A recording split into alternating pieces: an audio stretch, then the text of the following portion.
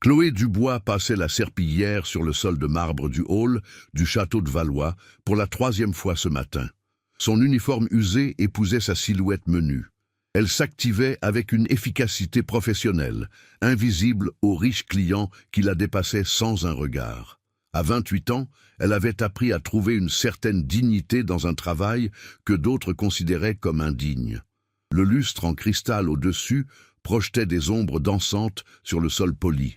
Et Chloé se permit un instant d'admirer sa beauté. 3 ans qu'elle travaillait ici, 3 ans de matinées hâtives et de maux de dos. Mais elle n'avait jamais perdu son appréciation pour l'élégance qui entourait son quotidien. « Excusez-moi », une voix acerbe interrompit ses pensées. « Vous avez raté un endroit ?» Chloé leva les yeux pour voir Madame de Montaigne, une cliente habituée connue pour ses remarques blessantes et ses bijoux coûteux. La femme pointa du doigt, avec un ongle parfaitement manucuré, une trace d'eau à peine visible sur le sol. « Bien sûr, madame, je vais m'en occuper immédiatement, » répondit Chloé avec un sourire doux, malgré la piqûre de condescendance familière. Pendant qu'elle nettoyait l'imperfection imaginaire, Chloé entendit Madame de Montaigne parler à son compagnon. « Ces gens-là n'ont tout simplement pas de standard. C'est pour ça qu'ils finissent par faire le ménage. » Ces mots la frappèrent comme des coups physiques. Mais Chloé avait développé une armure au fil des ans. Elle pensa à sa sœur cadette, Léa, qui étudiait la médecine grâce à son soutien financier et trouva de la force dans un but qui dépassait l'humiliation du moment. Pendant sa pause déjeuner, Chloé se réfugia dans la pièce de rangement où les fournitures de nettoyage étaient alignées sur des étagères métalliques. Entre les flacons de désinfectant et les piles de serviettes, elle s'était créé un petit sanctuaire. De son sac à dos usé, elle sortit un carnet de croquis rempli de dessins et de plans d'affaires. Chloé rêvait d'ouvrir sa propre entreprise de nettoyage, mais pas n'importe quelle entreprise. Elle envisageait un service qui traiterait les travailleurs avec dignité, qui paierait des salaires équitables et qui montrerait que le travail honnête méritait le respect. Chaque page de son carnet représentait des heures de planification, de recherche et d'espoir. Un jour, murmura-t-elle à elle-même, traçant le logo qu'elle avait conçu, un jour, les choses seront différentes. La porte de la pièce de rangement grinça et Antoine, le chef d'entretien au grand cœur, jeta un coup d'œil à l'intérieur. « Chloé, tu sais que tu peux manger dans la salle de repos du personnel, non ?» dit-il avec inquiétude dans la voix. « Je sais, Antoine. Parfois, j'ai juste besoin du calme pour réfléchir, » répondit-elle en fermant son carnet. Antoine avait toujours été différent des autres superviseurs. Il voyait son équipe comme des personnes, pas seulement comme de la main-d'œuvre. « Tu planifies quelque chose, n'est-ce pas ?» demanda-t-il avec un sourire complice. Chloé hocha la tête, incapable de cacher son excitation. « Je veux changer la façon dont les gens pensent du travail de service. Nous ne sommes pas invisibles. Nous avons de l'importance. Tu vas faire de grandes choses, Chloé.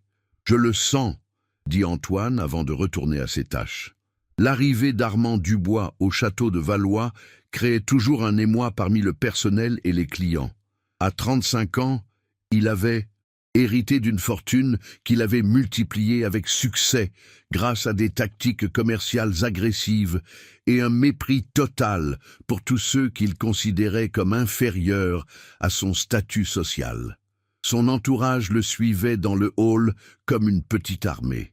Assistants personnels, gardes du corps et flatteurs, tous désireux d'anticiper ses moindres besoins, Armand se nourrissait de l'attention et du pouvoir qu'elle représentait. « La suite présidentielle doit être parfaite », aboya-t-il au chef de réception.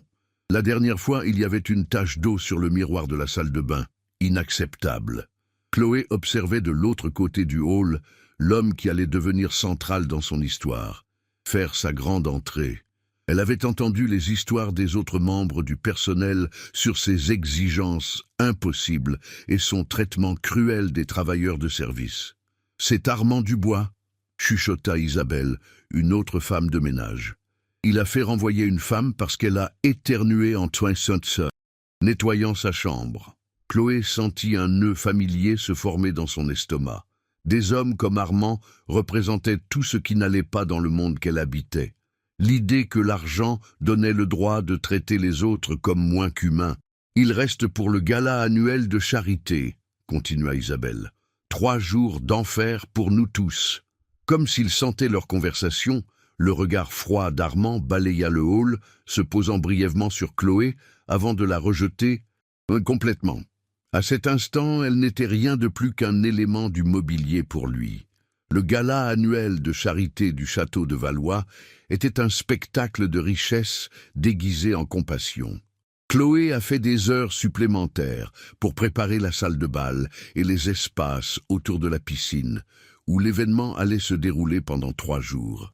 Des verres en cristal tintinabulaient avec le champagne, tandis que les serveurs se faufilaient entre les invités, discutant de leur dernière acquisition.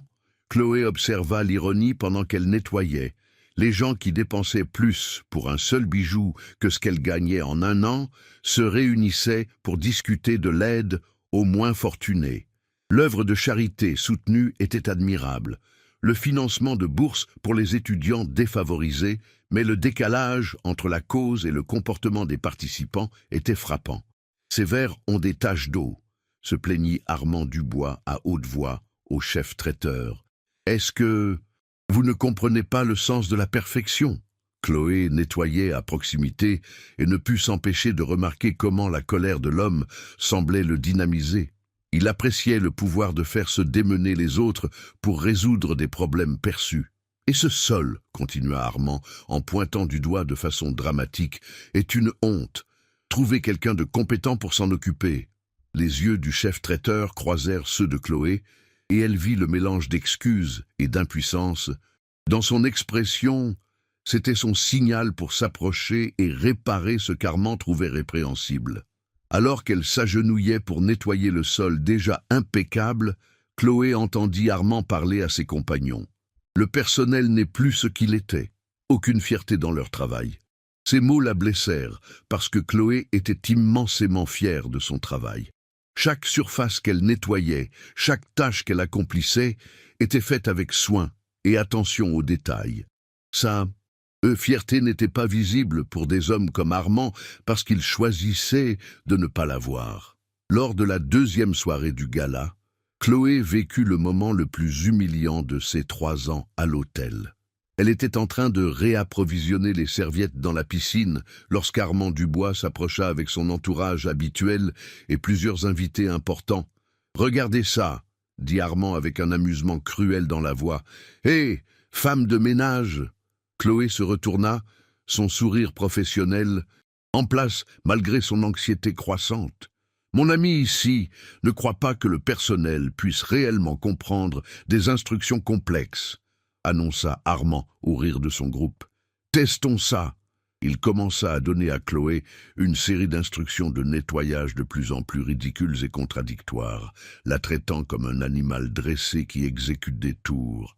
Ses invités riaient et encourageaient le spectacle tandis que Chloé restait là, maintenant sa dignité par la pure force de volonté. « Dansez pendant que vous nettoyez !» ordonna Armand. « Allez, amusez-nous !» Chloé sentit quelque chose se briser en elle, mais au lieu de la colère, elle trouva une profonde source de force tranquille. « Monsieur, je suis heureuse de nettoyer tout ce qui a besoin d'être nettoyé, mais je ne suis pas là pour divertir. » Les rires cessèrent. Le visage d'Armand s'assombrit de colère face à cette audace. « Excusez-moi, savez-vous qui je suis ?» Il s'approcha, sa voix tombant à un murmure menaçant. « Oui, monsieur, vous êtes un invité, et je suis là pour veiller à ce que votre séjour soit confortable. Mais je suis aussi un être humain qui mérite le respect fondamental, » répondit Chloé. Sa voix ferme malgré son cœur qui battait la chamade. Pendant un instant, la piscine resta silencieuse, à l'exception du doux clapotis de l'eau. Armand fixa Chloé avec un mélange de choc et de rage. Jamais un employé n'avait osé lui parler ainsi. « On verra ça, dit-il finalement, se retournant avec son groupe. Ce soir-là, Chloé était assise dans son petit appartement, sachant que son emploi était probablement compromis. Elle avait franchi une ligne que des travailleuses comme elle n'étaient pas censées franchir. Mais en regardant la photo de sa sœur Léa sur la commode, elle ne ressentait aucun regret. Son téléphone vibra. Un SMS de Antoine. « J'ai entendu ce qui s'est passé. Tu as bien fait. Garde la tête haute. » Chloé sourit malgré son inquiétude. Au moins, certaines personnes comprenaient que la dignité ne pouvait être ni achetée ni vendue. Le lendemain matin arriva le dernier jour du gala et un brunch élaboré au bord de la piscine. Chloé arriva au travail, s'attendant à être convoquée au bureau du chef de réception, mais se retrouva affectée à la préparation de la zone de la piscine. Peut-être qu'Armand ne s'était pas plaint après tout. Ou peut-être que le château de Valois manquait de personnel pour licencier qui que ce soit pendant son événement le plus important. Le bord de la piscine était transformé en une élégante salle à manger avec des nappes blanches, des fleurs exotiques et un quatuor à cordes. Chloé travailla efficacement, sachant que cela pourrait être sa dernière journée, mais déterminée à maintenir ses normes quoi qu'il arrive. Elle remarqua Armand Dubois, tenant court près du bord de la piscine, racontant à son auditoire ce qu'elle supposait être des histoires exagérées de ses conquêtes commerciales. Son rire était fort et rauque, coupant l'air du matin comme du verre brisé. Chloé se concentra sur son travail, inconsciente que les quelques minutes suivantes changeraient tout. Le brunch au bord de la piscine battait son plein lorsque Chloé remarqua que le comportement d'Armand Dubois devenait de plus en plus erratique. Il gesticulait sauvagement en racontant une histoire. Le visage rouge, malgré la fraîcheur matinale, au début, elle pensa que c'était son habituel récit dramatique, mais quelque chose semblait différent. Armand se tenait dangereusement près du bord de la piscine, ses chaussures italiennes coûteuses glissant légèrement sur les carreaux mouillés. Son auditoire riait de sa performance animée, mais Chloé vit ce qu'ils avaient manqué, le léger tremblement de ses mains, la façon dont il touchait constamment sa poitrine. « Et puis j'ai dit au conseil, » disait Armand, la voix tendue, que s'il ne pouvait pas gérer de vraies affaires. Ces mots furent interrompus lorsqu'il se saisit soudainement la poitrine, le visage se contorsionnant de douleur.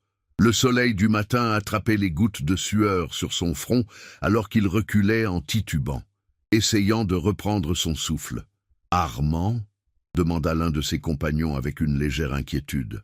Toujours à moitié souriant de l'histoire interrompue, Chloé laissa tomber son chiffon de nettoyage et s'approcha. Sa formation aux premiers secours acquise au fil des années de soins à sa voisine âgée se déclenchant. Elle reconnut immédiatement les signes. Ce n'était ni une performance ni une blague. Les yeux d'Armand s'écarquillèrent de terreur alors que la douleur s'intensifiait. Il tendit la main aveuglément pour s'appuyer, mais ses jambes cédèrent sous lui. Au ralenti, Chloé vit l'homme qui l'avait humilié d'innombrables fois tomber en arrière vers la piscine.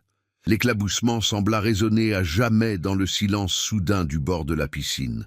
Pendant un moment qui sembla une éternité, tout le monde resta paralysé. Armand Dubois, l'un des hommes les plus puissants de la ville, était face contre terre dans l'eau cristalline de la piscine du complexe. Son costume coûteux se gonflant autour de lui comme des nuages sombres. « Oh mon Dieu !» chuchota quelqu'un. « Est-ce qu'il… » commença une autre voix, mais ne put terminer la question. Chloé regarda autour d'elle le cercle d'invités fortunés, leurs visages masqués de choc et de confusion. C'étaient des personnes habituées à ce que les autres résolvent leurs problèmes, et maintenant confrontées à une situation de vie ou de mort. Elles étaient impuissantes. « Quelqu'un devrait… » commença Madame de Montaigne, mais elle reculait de la piscine. « Oh, pas vers elle. Appelez le 112 !» cria un homme en smoking. Mais il ne fit aucun geste pour entrer dans l'eau lui-même. Chloé regarda avec incrédulité une personne après l'autre sortir son téléphone pour appeler à l'aide, tandis qu'Armand flottait immobile dans la piscine. Il traitait cela comme un problème qui pouvait être résolu par délégation, ne comprenant pas que les secondes comptaient. « Il ne bouge pas !» pleura une femme, sa voix montant vers l'hystérie. Chloé pouvait voir le corps d'Armand commencer à s'enfoncer légèrement, l'eau autour de lui immobile, à l'exception de légères ondulations. Elle estima qu'environ 30 secondes s'étaient écoulées depuis sa chute. et personne n'avait bougé pour l'aider. Les riches invités étaient habillés de leurs plus beaux vêtements, robes en soie, costumes sur mesure, chaussures coûteuses. Ils restaient là, calculant le coût de leur tenue par rapport à l'urgence de la situation. Et leurs biens matériels gagnaient. Chloé réalisa avec une clarté cristalline que si personne n'agissait immédiatement, Armand Dubois allait mourir entouré de personnes qui prétendaient se soucier de lui. Chloé Dubois ne pensa pas à son uniforme, à la sécurité de son emploi, ni au traitement précédent de l'homme. Elle ne considéra pas qu'elle était une travailleuse au salaire minimum sur le point de plonger dans une piscine entourée de millionnaires. À cet instant, elle ne vit qu'un être humain ayant désespérément besoin d'aide. Sans hésitation, Chloé retira ses chaussures usées et plongea dans la piscine vêtue de ses vêtements. Le choc de l'eau froide la frappa comme un coup physique, mais son entraînement et son instinct prirent le dessus. Elle nagea avec des mouvements puissants vers Armand, qui était maintenant complètement inconscient et s'enfonçait plus profondément dans la piscine. Derrière elle, elle pouvait entendre les soupirs et les murmures des invités. « La femme de ménage vient de sauter. Qu'est-ce qu'elle fait? C'est de la folie. » Chloé ignora les commentaires et se concentra sur le fait d'atteindre Armand. Lorsqu'elle l'attrapa sous les bras, elle fut surprise par son poids dans l'eau. Son corps était complètement mou, rendant le sauvetage encore plus difficile. Utilisant les techniques qu'elle avait apprises lors d'un cours de sauvetage des années auparavant, Chloé se positionna derrière Armand et commença la tâche difficile de le ramener à la surface et vers le bord de la piscine. Son uniforme de nettoyage lui collait au corps, rendant chaque mouvement plus difficile, mais elle refusa d'abandonner. Les invités regardèrent en silence stupéfaits cette femme qu'ils avaient à peine remarquée se transformer en sauveuse déterminée. Certains sortirent leur téléphone pour filmer l'incroyable scène qui se déroulait devant eux. « Aidez-moi à le sortir !» cria Chloé Dubois, atteignant le bord de la piscine, luttant pour maintenir à la fois elle-même et Armand à flot. Pour un instant, personne ne bouge. Puis Antoine, le chef d'entretien, se fraye un chemin à travers la foule et s'agenouille au bord de la piscine. « Je l'ai !» dit Antoine, se penchant pour aider à tirer Armand hors de l'eau. Une fois qu'ils ont tiré Armand sur le pont de la piscine, Chloé commence immédiatement à pratiquer la RCP. L'eau ruisselle de ses cheveux et de ses vêtements, tandis qu'elle se positionne au-dessus de l'homme inconscient, place ses mains sur sa poitrine et commence les compressions. « Quelqu'un connaît la RCP ?» appelle-t-elle entre les compressions, espérant obtenir l'aide de la foule de spectateurs. Le silence répond à sa question. Ces gens-là, malgré toute leur éducation et leurs ressources, n'avaient jamais appris une compétence aussi fondamentale que de sauver une vie. Chloé poursuit les compressions thoraciques à un rythme régulier, comptant à voix basse. Après 30 compressions, elle incline la tête d'Armand en arrière et lui donne 2 respirations de secours, goûtant le chlore et le désespoir. « Allez !» murmure-t-elle, revenant aux compressions thoraciques. « Allez, Armand !» L'ironie ne lui échappe pas. Elle l'appelle par son prénom pour la première fois, lui parlant avec plus de tendresse qu'il ne lui en a jamais montré. En ce moment, il n'est pas un millionnaire et elle n'est pas qu'une femme de ménage. Ils sont simplement 2 êtres humains, l'un se battant pour la vie et l'autre se battant pour la préserver. L'ambulance arrive, annonce quelqu'un dans la foule, mais Chloé sait que chaque seconde compte. Des lésions cérébrales peuvent survenir quelques minutes après un arrêt cardiaque. Elle sent la sueur se mélanger à l'eau de la piscine sur son front alors qu'elle poursuit le cycle épuisant de compression et de respiration de secours.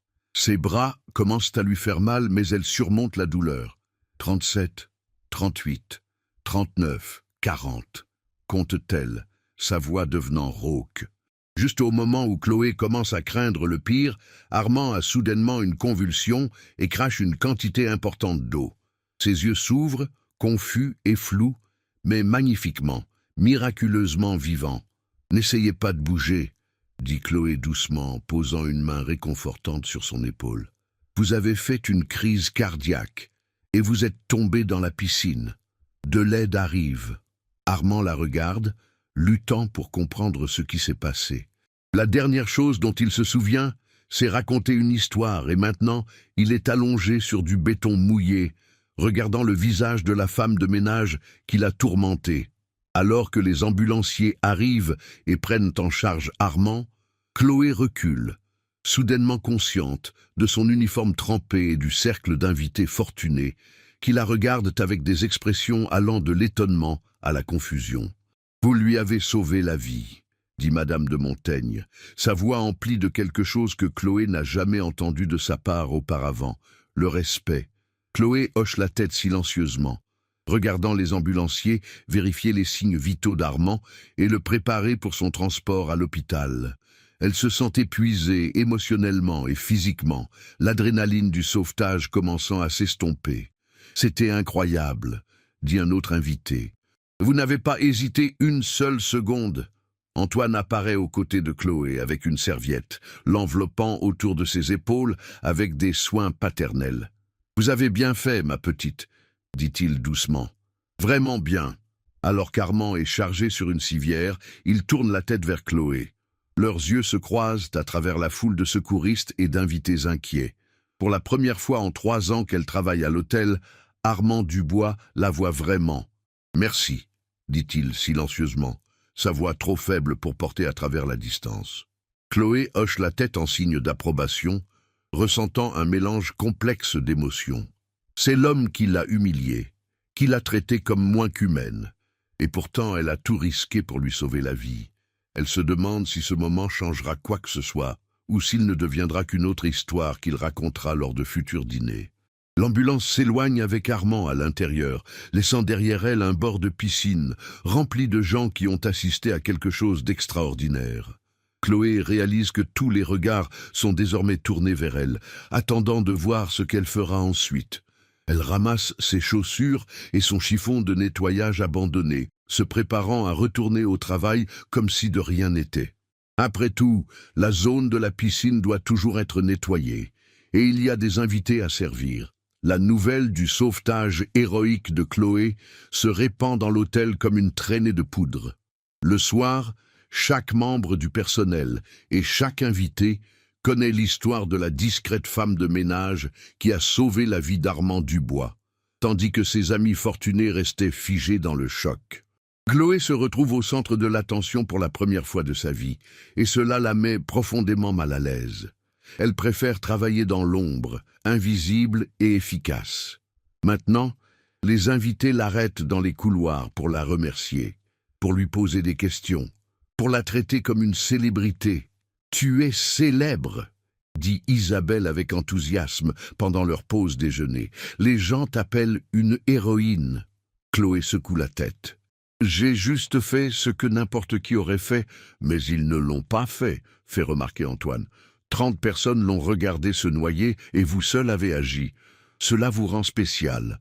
Le directeur de l'hôtel, M. Harrison, s'approche de leur table avec une expression que Chloé ne peut pas lire. Elle se prépare, se demandant si sauver la vie d'un invité viole en quelque sorte le protocole de l'hôtel. « Chloé, » dit formellement M. Harrison, « je reçois des appels toute l'après-midi. Chaîne de télévision, journaux, la famille d'Armand Dubois, tout le monde veut vous parler. » Chloé sent son estomac se nouer. La dernière chose qu'elle souhaite, c'est l'attention des médias. « Je ne veux pas parler aux journalistes, » dit-elle rapidement. « Je veux juste travailler. » Monsieur Harrison sourit, quelque chose qu'elle a rarement vu en 3 ans d'interaction. « La famille Dubois est très reconnaissante. Ils veulent vous remercier personnellement lorsqu'Armand sortira de l'hôpital. » Chloé hoche poliment la tête, mais intérieurement, elle se sent en conflit. Armand se souviendra-t-il de sa gentillesse lorsqu'il sera rétabli, ou reviendra-t-il à la traiter comme une aide invisible? Ce soir-là, alors que Chloé se rend à sa voiture après son service, elle remarque une berline noire qui la suit à distance. Lorsqu'elle s'arrête, elle s'arrête. Lorsqu'elle marche plus vite, elle l'imite. La peur lui monte dans le dos jusqu'à ce que la voiture se gare à côté d'elle et que la vitre s'abaisse pour révéler une femme au visage aimable d'une 50aine d'années. « Chloé Dubois ?» demande la femme. Chloé hoche la tête prudemment. « Je suis Patricia Dubois, la mère d'Armand. On pourrait discuter. » Patricia Dubois invite Chloé à la rejoindre sur la banquette arrière de la berline de luxe, et malgré ses réserves, Chloé accepte. L'intérieur de la voiture est plus élégant que tout espace que Chloé n'ait jamais occupé, avec des sièges en cuir souple et le parfum subtil d'un parfum coûteux. « Je voulais vous remercier personnellement », commence Patricia, la voix pleine d'émotion. « Les médecins ont dit que si vous n'aviez pas agi quand vous l'avez fait, mon fils serait mort. » Chloé se sent mal à l'aise avec les louanges. « Toute mère voudrait que quelqu'un sauve son enfant, » répondit-elle simplement. Patricia observa le visage de Chloé avec des yeux intelligents. « L'hôpital m'a appelé pour me donner les détails. Ils ont dit qu'Armand était resté sous l'eau pendant près d'1 minute avant que vous ne le sortiez. Des lésions cérébrales surviennent en 3 à 4 minutes. Vous avez sauvé plus que sa vie. Vous avez sauvé ce qu'il est. » Il y avait quelque chose chez Patricia Dubois qui la distinguait immédiatement de son fils et de son cercle d'amis. Sa gratitude semblait sincère, son attitude chaleureuse et sans prétention malgré sa richesse évidente. « J'ai entendu parler de la façon dont Armand traite le personnel du château, » continua Patricia, surprenant Chloé par sa franchise. « Je sais que mon fils peut être difficile. » Chloé choisit ses mots avec soin. « Il est un hôte. Nous sommes là pour servir les hôtes. » C'est une réponse diplomatique, sourit Patricia avec tristesse. Mais vous et moi savons qu'il y a une différence entre être servi et être respecté. Armand n'a pas été élevé pour traiter les gens comme il le fait. Patricia fouilla dans son sac à main et sortit un chèque. « Je veux vous donner ceci en signe de gratitude, de notre famille. » Chloé regarda le chèque et haleta. Le montant représentait plus d'argent qu'elle ne gagnait en 2 ans. « Je ne peux pas accepter ça, » dit Chloé, essayant de le lui rendre. « S'il vous plaît, » insista Patricia, « vous m'avez rendu mon fils. C'est le moins que je puisse faire. » Chloé regarda le chèque, pensant aux frais de scolarité de sa sœur à la faculté de médecine, à ses propres rêves de créer une entreprise, aux innombrables factures qui la maintenaient éveillée la nuit. Mais accepter de l'argent pour avoir sauvé une vie lui semblait mal. « Madame Dubois, j'apprécie cela plus que vous ne le savez, mais je n'ai pas sauvé votre fils pour de l'argent. Je l'ai sauvé parce que c'était la bonne chose à faire. » Patricia Dubois regarda Chloé avec une admiration croissante. « Gardez le chèque, » dit-elle fermement. « Mais j'ai autre chose à vous proposer. Je veux vous offrir un emploi. » Les sourcils de Chloé se levèrent avec surprise. « Un emploi ? Je dirige une fondation qui offre des bourses et des prêts aux entreprises à des personnes méritantes. Nous avons besoin de quelqu'un qui comprenne ce que signifie travailler dur, avoir de l'intégrité, voir la valeur en chaque personne. Envisageriez-vous de travailler pour moi ?» Chloé sentit son cœur battre la chamade. C'était une opportunité au-delà de ses rêves les plus fous, mais cela semblait aussi trop beau pour être vrai. « Quel genre de travail ?» demanda-t-elle prudemment. « Vous aideriez à identifier et à encadrer les personnes qui ont besoin de soutien pour atteindre leurs objectifs. Des personnes comme vous, travailleuses, honnêtes, déterminées. Vous seriez le pont entre notre fondation et la communauté. » Chloé pensa à son carnet de croquis rempli de plans d'affaires, à ses rêves de changer la façon dont les gens considéraient le travail de service. « Pourrais-je poursuivre mes études tout en travaillant pour vous ? » ?»« Bien sûr. En fait, j'insisterai. Qu'aimeriez-vous étudier ? » ?»« Administration des affaires. Je veux créer ma propre entreprise un jour. » Patricia sourit avec une chaleur sincère. « Alors nous ferons en sorte que cela arrive. Mais Chloé, il y a une condition. » Chloé attendit, préparée au piège qui accompagnait toujours les occasions qui semblaient trop belles pour être vraies. « Vous devez me promettre que vous aiderez mon fils à apprendre ce que vous avez essayé de lui enseigner aujourd'hui, que chaque personne a de la valeur, quelle que soit sa position dans la vie. » Chloé considéra cette demande inattendue. « Et s'il ne veut pas apprendre ? Alors nous continuerons d'essayer jusqu'à ce qu'il le fasse. Parfois, les personnes qui ont le plus besoin de compassion sont celles qui en montrent le moins. » Alors que la voiture s'approchait de l'immeuble de Chloé, Patricia lui tendit une carte de visite. « Réfléchissez-y. Appelez-moi lorsque vous aurez décidé. » Chloé sortit de la voiture, tenant toujours le chèque qu'elle avait essayé de refuser. Alors que la berline s'éloignait, elle leva les yeux vers son petit appartement et essaya de comprendre à quel point sa vie avait radicalement changé en une seule journée. 3 jours plus tard, Chloé se retrouva à marcher dans les couloirs polis de l'hôpital général métropolitain, portant un petit bouquet de fleurs qu'elle avait acheté avec l'argent de son déjeuner. Elle ne savait pas pourquoi elle se sentait obligée de rendre visite à Armand Dubois, mais quelque chose lui disait que cette conversation était nécessaire. La chambre privée d'Armand était remplie de compositions florales coûteuses et de paniers cadeaux de luxe, faisant paraître le modeste bouquet de Chloé presque pathétique en comparaison.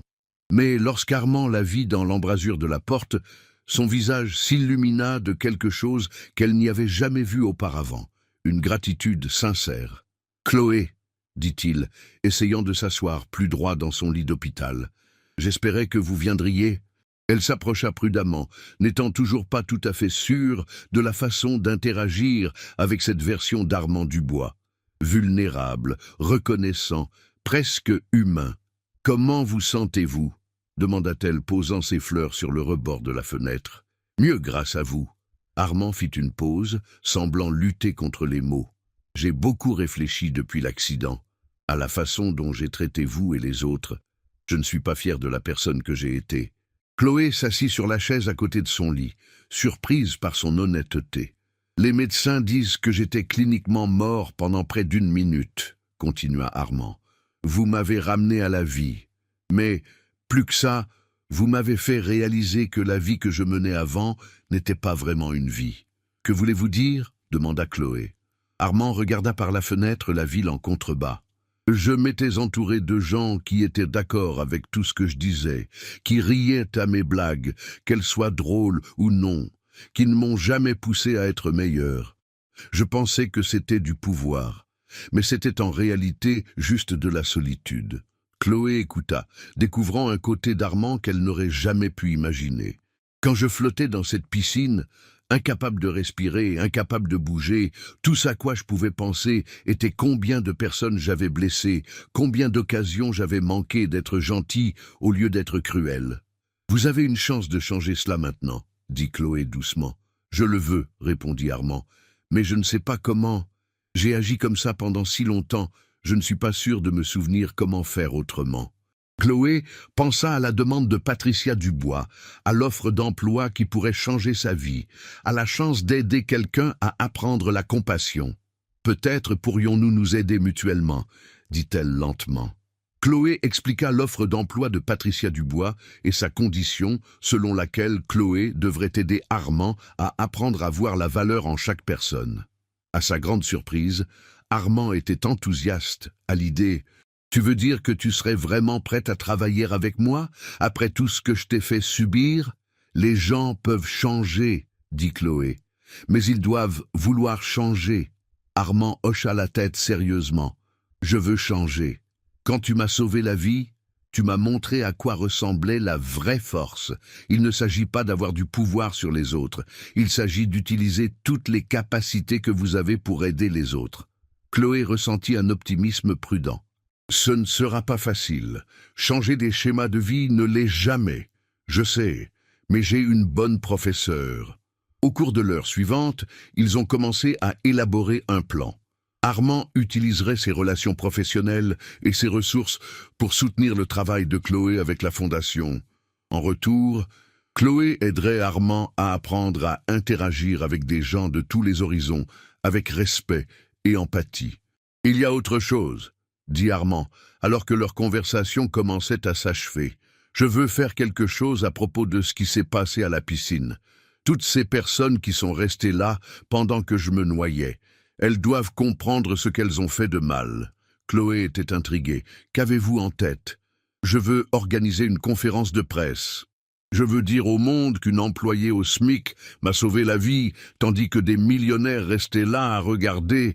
Je veux mettre les gens au défi d'examiner leurs propres préjugés et leurs suppositions. » Chloé ressentit une vague d'anxiété. « Je ne veux pas être sous les feux de la rampe. »« Tu ne seras pas seul, » promit Armand. « Nous le ferons ensemble, partenaires pour changer la façon dont le monde pense à la valeur et à la dignité. » Alors que Chloé se préparait à partir, Armand la rappela une fois de plus. « Chloé, pourquoi m'avez-vous sauvé, vraiment ? Après la façon dont je vous ai traité, Vous aviez toutes les raisons de me laisser me noyer. Chloé s'arrêta sur le seuil de la porte, réfléchissant attentivement à sa réponse. Parce que ce n'est pas ce que je suis, dit-elle finalement. Et j'avais l'espoir que ce n'était pas vraiment ce que vous étiez non plus. 2 semaines plus tard, Chloé se retrouva assise à une table de conférence polie dans la grande salle du château de Valois, face à une salle pleine de journalistes et de caméras. Elle portait une simple robe bleue que Patricia Wellington avait insisté pour lui acheter, et elle se sentait complètement déplacée.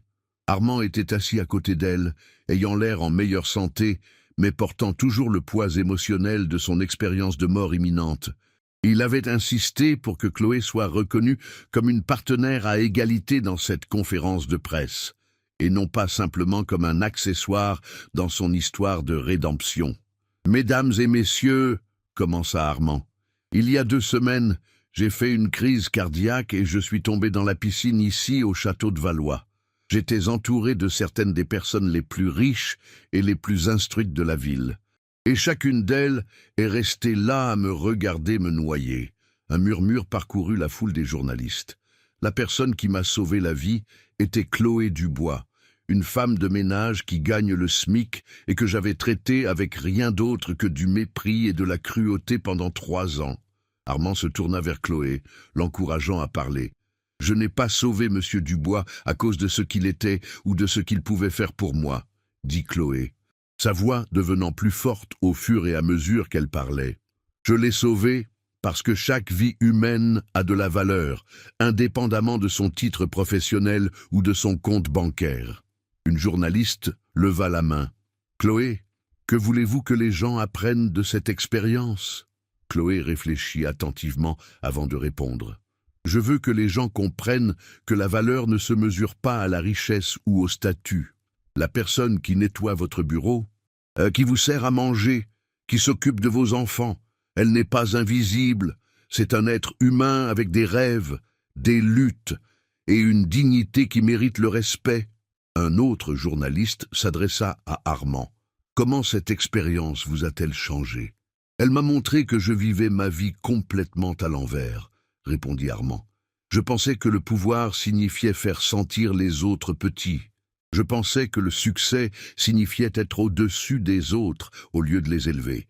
Chloé m'a appris que la vraie force vient du service, pas de l'égoïsme. » Les questions ont continué pendant une 30aine de minutes. Chloé et Armand présentant un front uni sur l'importance de traiter toutes les personnes avec dignité et respect. 6 mois après l'incident de la piscine, Chloé se tenait dans la salle de bal d'un hôtel différent. Cette fois-ci en tant qu'invitée d'honneur au lancement de la fondation Wellington Dubois pour la dignité humaine. La fondation fournirait des prêts commerciaux, des bourses d'études et des programmes de mentorat aux personnes travailleuses qui avaient besoin de soutien pour réaliser leurs rêves. Chloé portait une élégante robe noire et se tenait avec une assurance qui avait considérablement augmenté depuis ses jours de nettoyage de sol.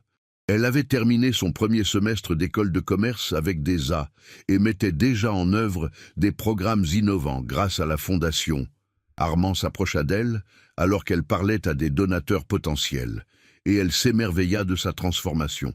Il avait passé les 6 derniers mois à faire du bénévolat dans des centres d'hébergement pour sans-abri, à travailler dans des soupes populaires et à apprendre à écouter les gens qui l'auraient ignoré auparavant. « Comment vous sentez-vous de voir vos rêves se réaliser ?» demanda-t-il. Chloé regarda la salle remplie de personnes déterminées à faire une différence. « Cela ressemble au début, pas à la fin. Il y a encore beaucoup de travail à faire. » Des regrets d'avoir quitté le complexe ? Chloé sourit. « Aucun, bien que je manque Antoine. Il a toujours été gentil avec moi. »« En fait, » dit Armand avec un sourire malicieux, « j'ai une surprise pour vous. » Il fit un geste vers l'entrée où Antoine entrait, portant un costume et ayant l'air légèrement mal à l'aise mais fier. « Antoine !» s'exclama Chloé, se précipitant pour embrasser son ancien superviseur. « Je ne pouvais pas manquer ça, » dit chaleureusement Antoine. « D'ailleurs, quelqu'un m'a dit que vous pourriez avoir un poste vacant pour un responsable des opérations. » Chloé rit, sentant la joie d'être entourée de personnes qui avaient soutenu son parcours. Au fil de la soirée, Chloé réfléchit au chemin incroyable qui l'avait conduite à ce moment. Un seul acte de compassion avait transformé non seulement sa vie, mais aussi la vie de toutes les personnes impliquées. 1 an plus tard, le réveil de Chloé sonna à 6 heures du matin, comme pendant ses jours au château de Valois. Mais au lieu de mettre un uniforme de nettoyage, elle s'habillait maintenant en tenue professionnelle pour son rôle de directrice exécutive de la fondation Wellington Dubois. Son petit appartement avait été remplacé par une maison modeste mais confortable. Et sa sœur Léa prospérait à la faculté de médecine grâce à une bourse complète de la fondation. Les bureaux de la fondation occupaient le dernier étage d'un immeuble du centre-ville, avec des fenêtres du sol au plafond offrant une vue sur la ville où Chloé s'était autrefois sentie invisible. Alors qu'elle examinait le programme de la journée, elle sourit à la diversité des rendez-vous. Une réunion avec un ancien membre de gang qui voulait créer un jardin communautaire, un appel vidéo avec une mère célibataire qui lançait une entreprise de traiteurs et un déjeuner avec Armand pour discuter de l'élargissement de leur programme. « Bonjour Chloé » appela Rebecca, son assistante et une ancienne serveuse qui avait reçu une formation commerciale grâce à la fondation. « Bonjour Rebecca. Comment s'est passée l'entrevue avec la famille Dubois hier? Ils sont parfaits pour le programme d'accession à la propriété. 3 générations vivant dans un appartement d'une chambre, mais ils ont économisé chaque sou et ont un plan solide. » Chloé approuva en hochant la tête. La fondation avait dépassé toutes ses attentes, aidant plus de 500 familles au cours de sa première année, mais plus importante encore, elle avait déclenché un mouvement de dignité et de respect qui se répandait dans toute la ville. Son téléphone vibra. Un SMS d'Armand. « Tu as vu les infos ce matin ? On était au journal national. » Chloé alluma la télévision du bureau pour voir un reportage sur l'approche innovante de leur fondation pour la réduction de la pauvreté. La journaliste interviewait des exemples de réussite. Un ancien vétéran sans-abri qui dirigeait maintenant une entreprise de déménagement prospère, une jeune mère adolescente devenue infirmière diplômée, et une enseignante à la retraite qui avait lancé un programme d'alphabétisation dans les quartiers défavorisés. La fondation Wellington Dubois repose sur un principe simple, conclut la journaliste. Chaque personne possède un potentiel inexploité qui, avec le soutien et le respect nécessaires, peut transformer les communautés. Chloé ressentit un profond sentiment de satisfaction.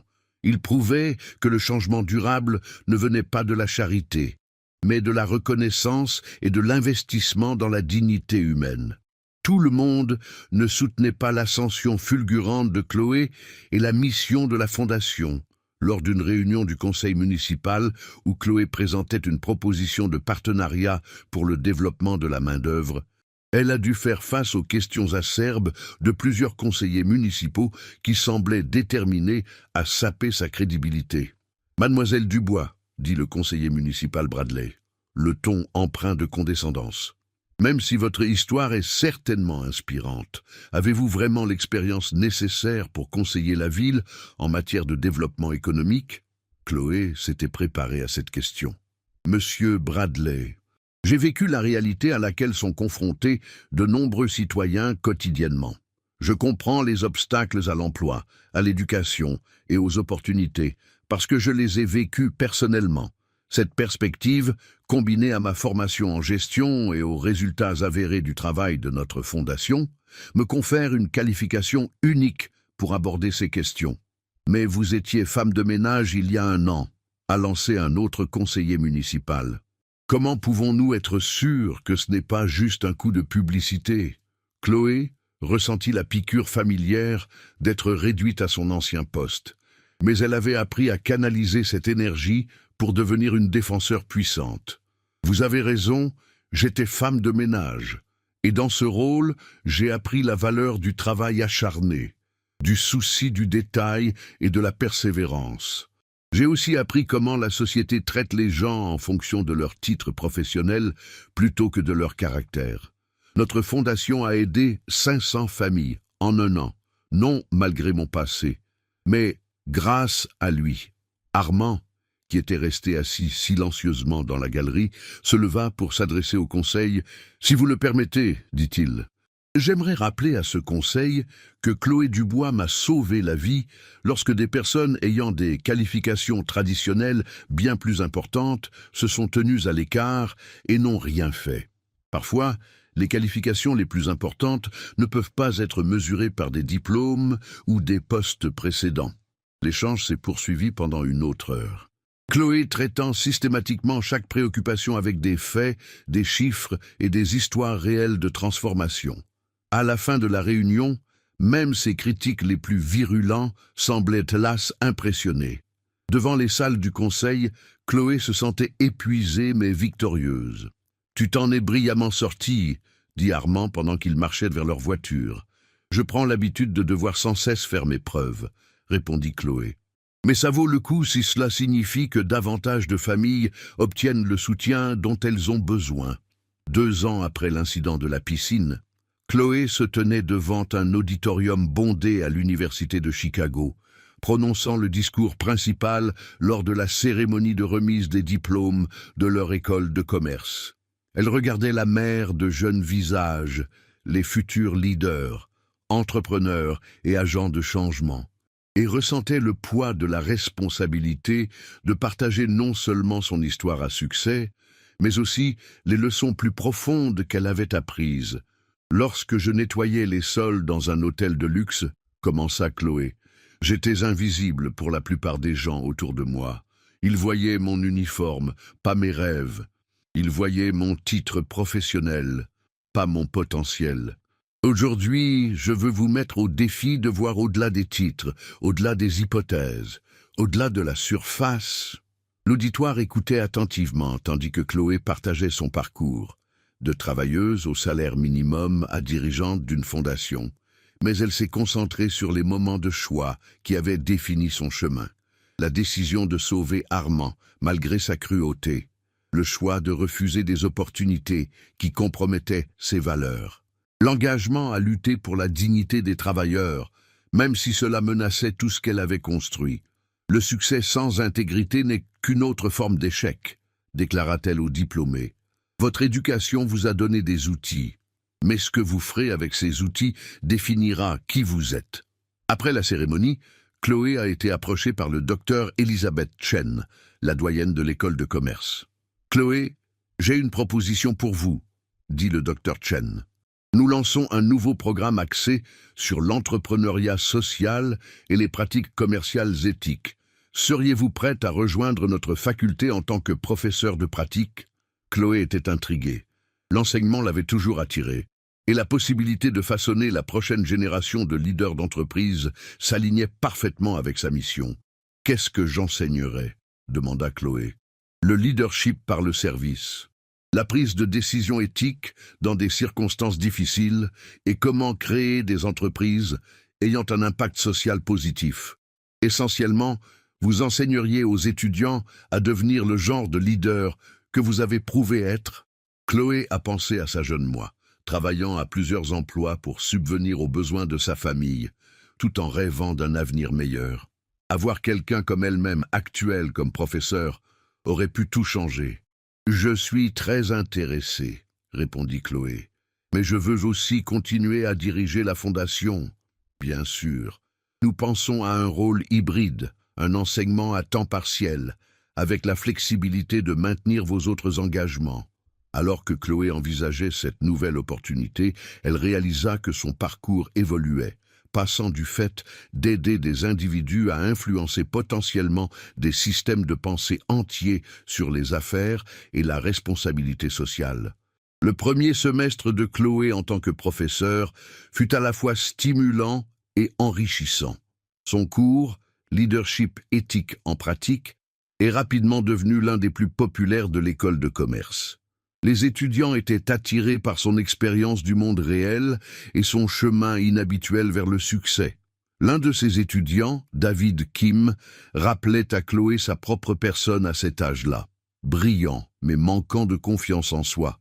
Travaillant à plusieurs emplois pour payer ses études et portant les rêves de sa famille immigrés sur ses épaules. « Professeur Dubois, » dit David après les cours un jour, Je lutte avec quelque chose.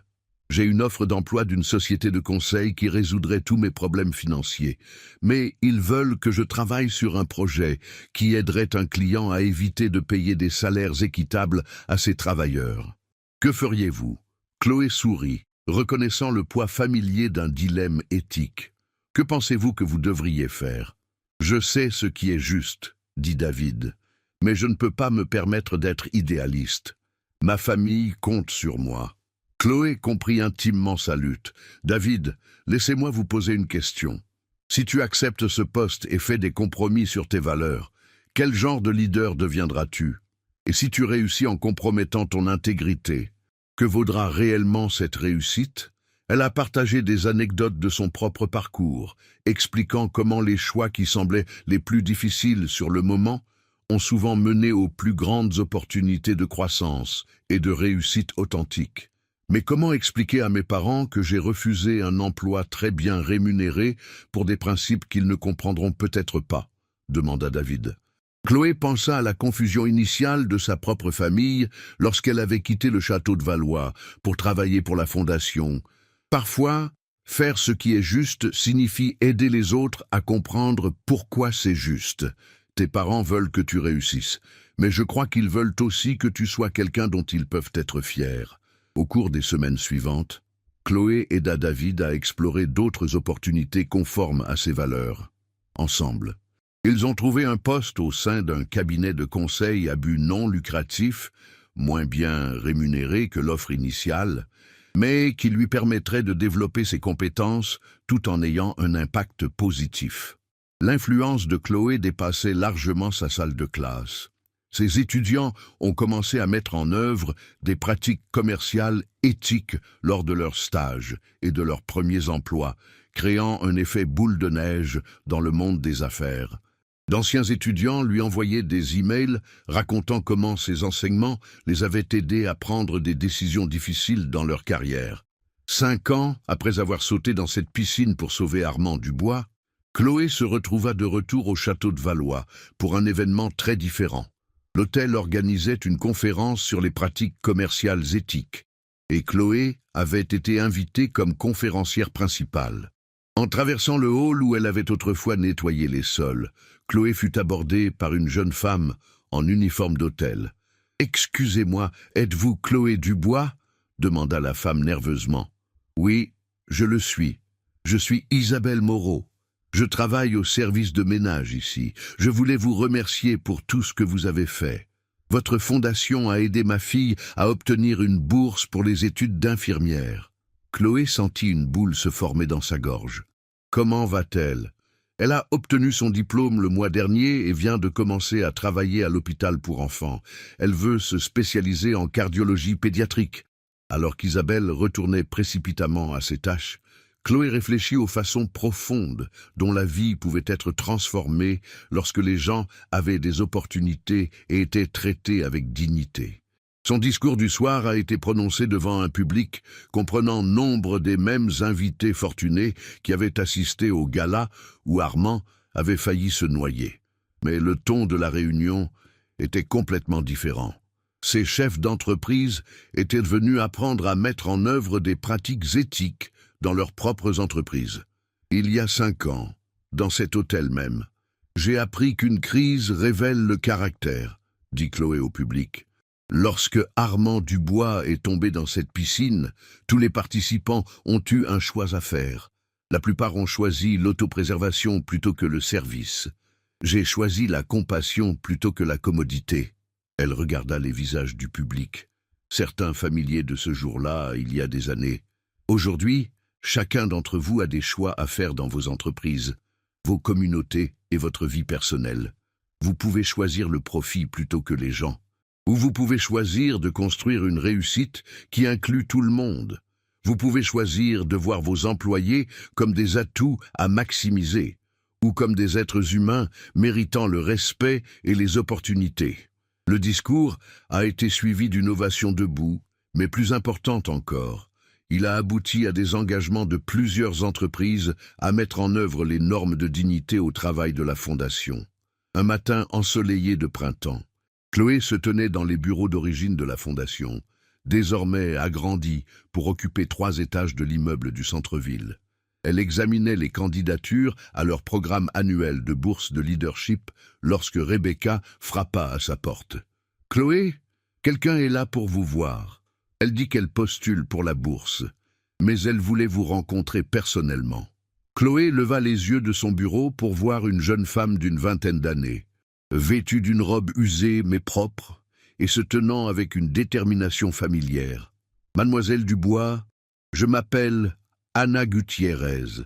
Je travaille la nuit au nettoyage des bureaux du centre-ville et j'étudie les affaires pendant la journée. J'ai entendu parler de votre programme de bourse et je voulais vous remercier d'avoir créé des opportunités pour des gens comme moi. » Chloé invita Anna à s'asseoir, reconnaissant immédiatement l'étincelle d'ambition et d'espoir dans les yeux de la jeune femme. « Parlez-moi de vos objectifs, Anna. » « Je veux créer une entreprise sociale qui fournit des services de garde d'enfants abordables aux mères qui travaillent. Ma propre mère a eu du mal à trouver des services de garde sûrs et abordables pour moi et mes sœurs pendant qu'elles travaillaient à plusieurs emplois. Je veux m'assurer que les autres mères ne soient pas confrontées aux mêmes défis. » Chloé écouta Anna présenter son plan d'affaires, ses études de marché et sa vision de la création d'un réseau de garderies communautaires. La proposition était réfléchie, innovante et profondément personnelle. « Pourquoi est-ce important pour vous ?» demanda Chloé. « Parce que je sais ce que c'est que d'être invisibilisé, » répondit Anna. « De voir les gens regarder votre travail au lieu de vos rêves. Mais je sais aussi qu'avec le bon soutien, les personnes invisibilisées peuvent devenir imparables. » Chloé sourit, entendant ses propres paroles lui être renvoyées. « Anna, je pense que vous êtes exactement le genre de leader que notre programme de bourse est conçu pour soutenir. » Alors qu'Anna repartait avec une demande de bourse et la promesse d'un soutien de mentorat, Chloé réfléchit au parcours qu'il avait mené à ce moment. Elle pensa à la jeune femme effrayée qui avait autrefois caché ses rêves dans un débarras, et s'émerveilla du chemin parcouru par elle-même et le monde qui l'entourait. Son téléphone vibra avec un SMS d'Armand. « J'ai vu les nouvelles concernant la bourse d'Anna. Une autre vie sur le point d'être transformée. Fier d'être votre partenaire dans ce travail. » Chloé regarda par la fenêtre de son bureau la ville animée en contrebas, remplie de millions de personnes poursuivant leurs rêves, faisant face à leurs défis et faisant des choix qui définiront leur caractère. Quelque part dans ces bâtiments se trouvaient des concierges avec des plans d'affaires, des serveuses avec des idées à but non lucratif, et des agents de sécurité avec des innovations qui pourraient changer le monde. La leçon qu'elle avait apprise ce jour-là dans la piscine, que chaque vie humaine a de la valeur et mérite la dignité, était devenue un mouvement qui changeait la façon dont la société considérait le travail, la valeur et le potentiel humain. Chloé Dubois avait appris que le véritable succès ne se mesurait pas aux sommets atteints, mais au nombre de personnes que l'on a aidées en chemin. Et alors qu'elle se préparait pour une autre journée de mentorat, d'enseignement et de plaidoyer, elle savait que le travail le plus important ne faisait que commencer. Dans un monde qui juge souvent les gens en fonction de leur poste plutôt que de leur potentiel, Chloé avait prouvé que la force la plus puissante pour le changement est la simple compassion humaine, la volonté de voir au-delà des différences superficielles et de reconnaître la dignité inhérente à chaque personne. Son histoire avait commencé par un acte de courage, au bord d'une piscine, mais elle se poursuivait chaque jour, dans les salles de classe, les bureaux de fondation et les centres communautaires, où les gens découvraient que leurs rêves comptaient, que leur voix avait du pouvoir et que leur vie avait de la valeur. La piscine, ce n'était qu'un début, le véritable sauvetage. Il se produisait personne après personne, famille après famille, communauté après communauté. Et Chloé Dubois, la femme qui avait autrefois été invisibilisée, était devenue un phare d'espoir pour des millions de personnes qui refusaient de laisser leurs circonstances définir leur destin. Elle qui avait connu la piqûre de la condescendance, les coupes physiques, qui avait dû construire son armure, avait trouvé son sanctuaire, son espoir, dans l'aide qu'elle apportait aux autres. Un sourire complice illuminait son visage. Chaque réussite, chaque vie changée, c'était une victoire arrachée à l'adversité, face aux exigences impossibles, aux traitements cruels, à ce sentiment d'être traité comme moins qu'humain. Elle avait affronté l'enfer et en était ressortie plus forte. La transformation était frappante, son énergie était contagieuse. Elle se démenait pour chaque individu, pour chaque cause, pour que chacun puisse sentir la valeur de sa propre vie. Chaque rencontre, chaque succès était une preuve que ses combats n'étaient pas vains. Elle portait sur ses épaules le poids des injustices, mais elle refusait de céder. Elle avait construit sa vie, pierre après pierre, sur une base de fierté immense, une détermination inébranlable. Elle était devenue un exemple, une inspiration pour tous ceux qui, comme elle autrefois, se sentaient perdus, invisibles, insignifiants. Son parcours, c'était une leçon de vie, une leçon de résilience, une leçon d'espoir, un témoignage vibrant et durable de la pure force de volonté, de l'importance de la persévérance et du pouvoir salvateur de la bienveillance.